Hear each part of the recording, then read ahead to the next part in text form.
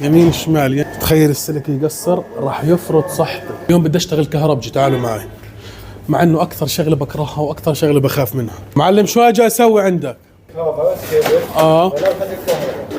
طب يلا كيف يعني اروح فيه على الكهرباء؟ وين الساعات طيب؟ طب وين اليمين تبعي؟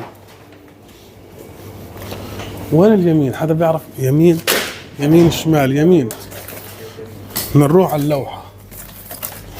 يعني هذا السلك بده يتربط بالسقف زي هيك. فرجيهم السقف من غاد بده يتربط بالسقف عشان نمد شفاط لانه احنا بنشتغل عن تعيين الاكل، وتعيين الاكل برمضان بسكروا عشان يعملوا صيانه. ناخذ السلك بزياده عشان ايش؟ اذا قصر ما نتبهدل. ما هيني ماخذ بزياده يا زلمه، شو مالك؟ خليني اطلع اتعلم اشتغل انا. ولا انا بديش اتعلمها، هاي شغله بتخوف. تخيل السلك يقصر راح يفرض صحته اذا قصر السلك. بدي اعرفكم على المحل.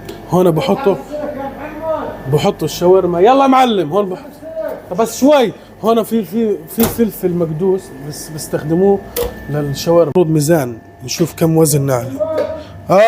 مش شغال الميزان. بما انه المعلم طالع بدون سلم فبنضطر نعمل الثلاجة سلم.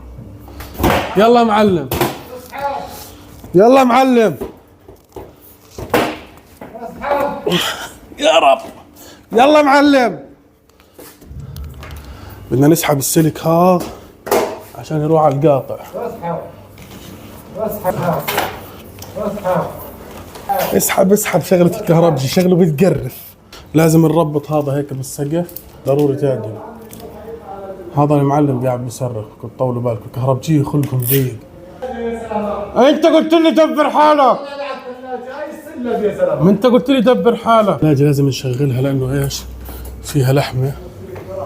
معلم بدي انا اضلني ماسكه مش مركن علي اطلع، او هو خايف علي مش انه مش مركن. صح معلم؟ لا يا معلم امسك السلم. معلم شو بقول لك؟ افتح العلبه هاي وامسك السلم، يعني هيك بدك تشتغل. تخيل الطريقه كيف سهله.